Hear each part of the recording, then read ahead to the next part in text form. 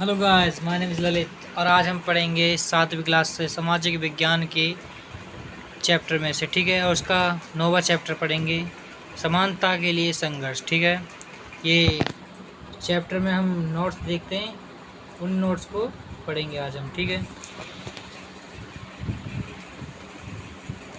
जैसा कि चैप्टर का नाम आपको दिख रहा है, समानता के लिए संघर्ष, तो हम इसके नोट्स पढ़ते हैं।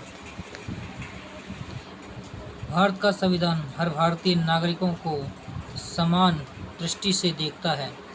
राज्य और उसके कानून की दृष्टि में किसी भी व्यक्ति के साथ उसकी जाति, लिंग, धर्म तथा उन अनेक अमीर या गरीब होने का आधार पर कोई भेदभाव नहीं किया जा सकता।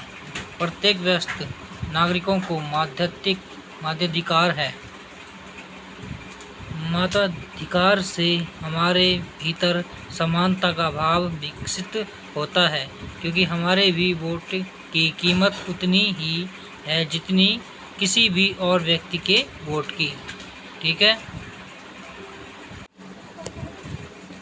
जैसा कि हमने देखा, ये भारत के संविधान के कानून की बात करते हैं। ठीक है, इसमें कानून है और ये कानून सबके लिए हैं, गरीब के लिए, अमीर के लिए, सबके लिए, चाहे कोई सा भी धर्म का हो, चाहे कोई भी हो, सबके लिए ये कानून लागू होते हैं। ठीक है, इसे आप याद कीजिए, पेपर में आ सकता है। ठीक है, अब हम आगे चलते हैं, आगे देखते हैं हम भारत में असमानता का आधार। ठीक है, महिलाओं के द्वारा किए गए काम अक्सर ही पुरुष के काम की तुलना में तुच्छ माने जाते हैं। भारत में किए जाने वाले भेदभाव का प्राथमिक कारण यह है कि वह किसी खास सामाजिक या सांस्कृतिक पृष्ठभूमि के हैं। ठीक है, धर्म, जाति और लिंग के आधार पर भेदभाव किया जाता है। तो आपने बहुत जगह देखा होगा, पुरुष काम करता है ना, और औरत घर में काम करती, फिर भी औरत के काम को ज़्यादा अहमियत नहीं दी जाती है। ठीक है, और आदमी जो कमा के आता ना, उसको बहुत अहमियत दी जाती है और औरत की इज्जत नहीं की जाती। और इसी भेदभाव को देखते हैं हम इस वाले इसमें। ठीक है, तो आप इसे याद कीजिएगा, ये आ सकता है। ठीक है, अब हम आगे चलते हैं। समानता के संघर्ष, जैसे कि दिख रहा है आपको, समानता की संघर्ष दुनिया भर के तमाम समुदायों, गांवों और शहरों में आप देखते होंगे कि कुछ लोग असमानता के लिए संघर्ष के कारण सम्मान से पहचाने जाते हैं।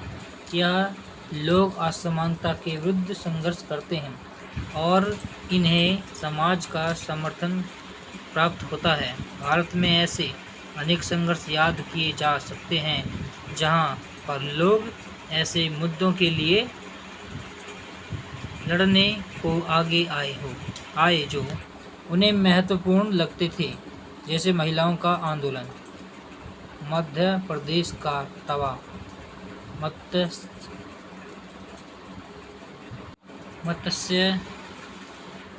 संघ इसके महत्वपूर्ण उदाहरण हैं। ठीक है, तो आपने देखा कि इसमें बताया गया है, बहुत से लोगों ने इन भेदभावों को ख़त्म करने के लिए आंदोलन किए हैं, जैसे कि अभी महिलाओं का आंदोलन देखते हैं हम यहाँ पर। ठीक है, मध्य प्रदेश का तवा मत्स्य संघ इसके महत्वपूर्ण उदाहरण है। ठीक है, इन चीज़ों को याद कीजिए।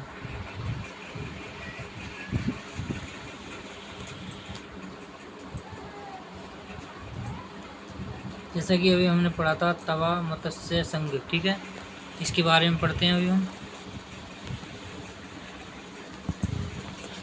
लोग और समुदाय का विस्थापन हमारे देश में एक बड़ी समस्या का रूप ले चुका है।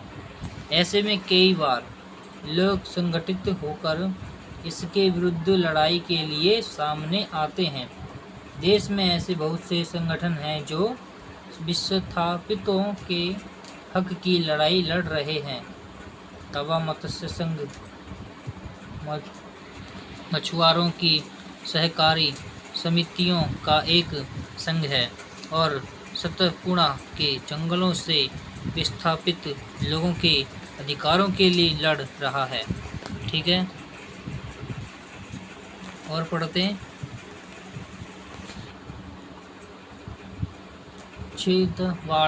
छिंदवाड़ा जिले की महादेव पहाड़ियों से निकलने वाली तवा नदी होशंगाबाद में नर्मदा से मिलती है।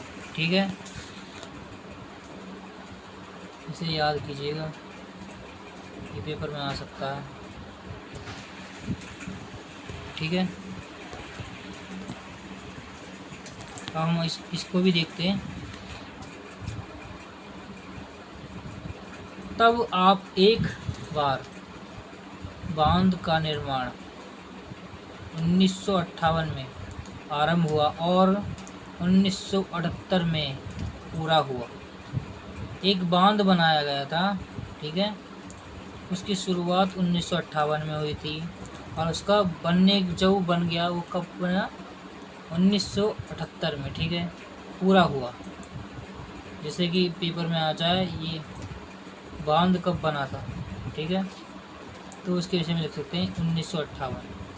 ये MCQ क्वेश्चन में आ सकते हैं। ठीक है, ये पूरा हुआ था 1978 में। ठीक है, इस कारण इस हिस्से से लोगों को विस्थापित किया गया और खेती की ज़मीन पर बांध का निर्माण किया गया।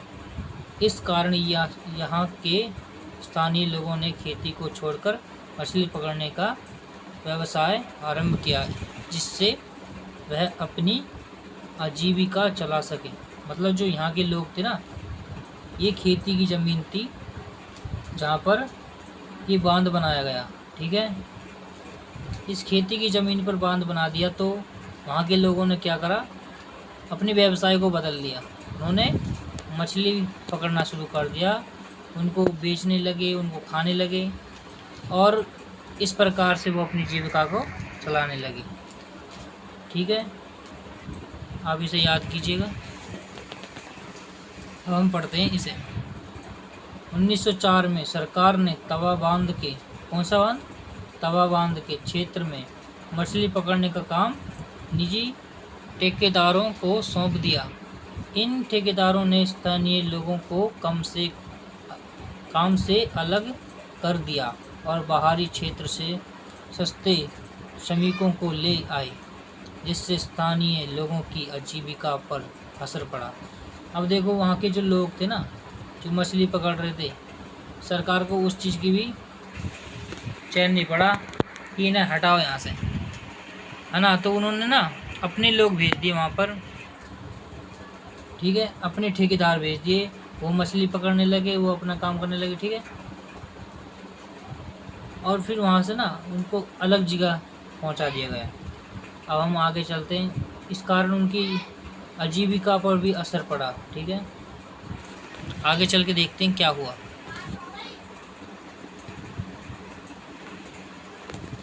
ठीक है, काम वाले ने एकजुट होकर तय किया कि अपने अधिकारों की रक्षा के लिए लड़ने और संगठन बनाकर सामने खड़े होने का वक्त आ गया है।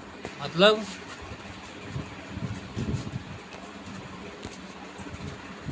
ठीक है, मतलब इसका यह है, उसमें से काम करने वालों ने एकजुट होकर तय किया। क्या तय किया? हमें अपने अधिकारों के लिए लड़ना ही होगा। अब वक्त आ चुका है। ठीक है, ऐसे कहते हैं, अब वक्त आ चुका है, अब हमें अपने हक के लिए लड़ना होगा। ठीक है, इस कारण इस तरह तवा मत्स्य संघ का गठन हुआ। ठीक है, इस कारण तवा मत्स्य का संघ का गठन हुआ। ठीक है, इसे याद कीजिएगा। और इस संगठन ने सरकार से मांग की कि लोगों के जीवन निर्वाह के लिए बांध में मछली पकड़ने का काम को जारी रखने की अनुमति दी जाए। यह मांग करते हुए इन लोगों ने चक्का जाम किया। ठीक है, हम आगे चलते हैं। आगे चलने पे हम पता चलता 1996 में मध्य प्रदेश सरकार ने तय किया कि हवा बांध के जलाशय से मछली पकड़ने का अधिकार यहाँ के स्थापित लोगों को दिया जाएगा। इस प्रकार सरकार ने 2 महीने बाद ही मत्स्य संघ को बांध में मछली पकड़ने के लिए 5 वर्ष का पट्टा देना स्वीकार किया। ठीक है, आगे चलते हैं। तवा मत्स्य संघ के साथ जुड़कर मछुआरों ने लगातार अपनी आय में इजाफा दर्ज किया। मतलब रिपोर्ट दर्ज की, मतलब क्या कहते हैं दोस्तों, इजाफा का मतलब है शिकायत दर्ज किया।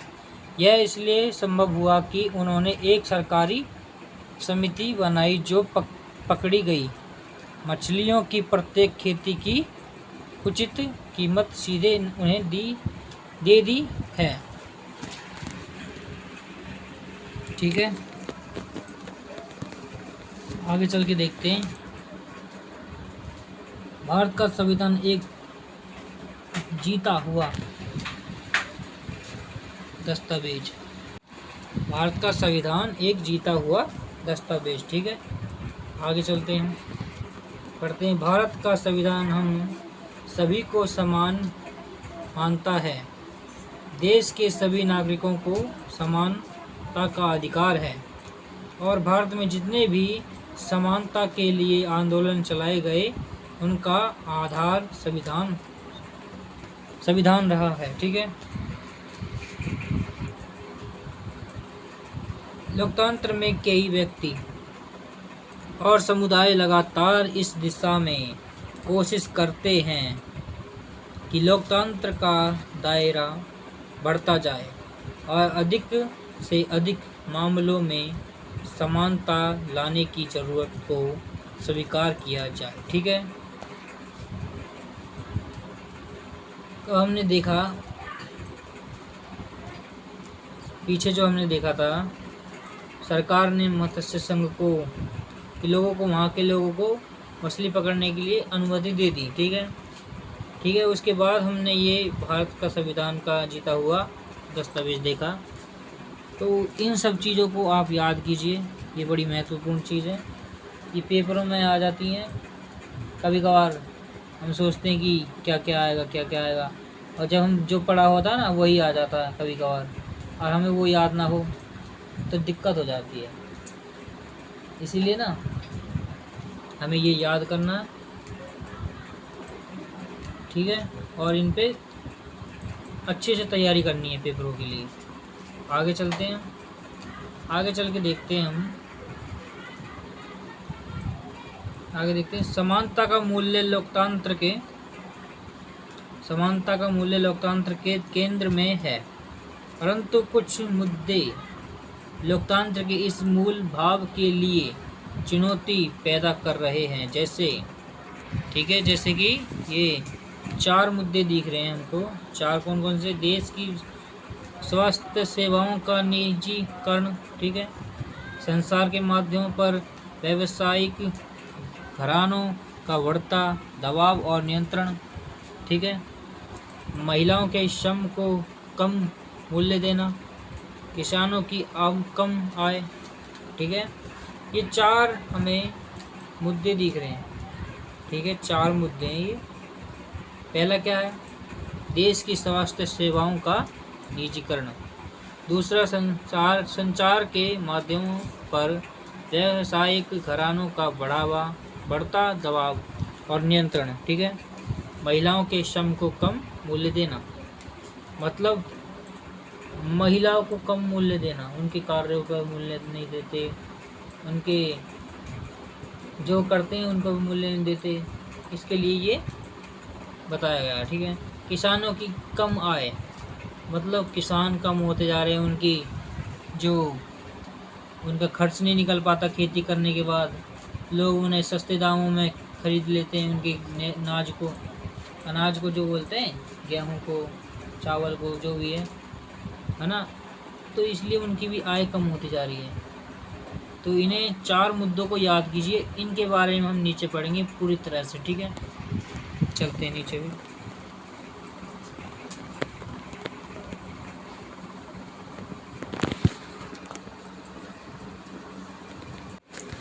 दोस्तों ये 4 मुद्दे हमें दिखे हैं। ठीक है, ये जो 4 मुद्दे हैं, इनके बाद इनके लिए हम बुक पढ़ सकते हैं, बुक में इनके लिए पूरी तरह से लिख रखा है। ठीक है, तो हम इस वीडियो को यहीं पे रोकते हैं, इसको ख़त्म करते हैं। हम अगली वीडियो में फिर मिलेंगे। ठीक है, इस चैनल को सब्सक्राइब करना और वीडियो अच्छी लगे तो लाइक ज़रूर करना।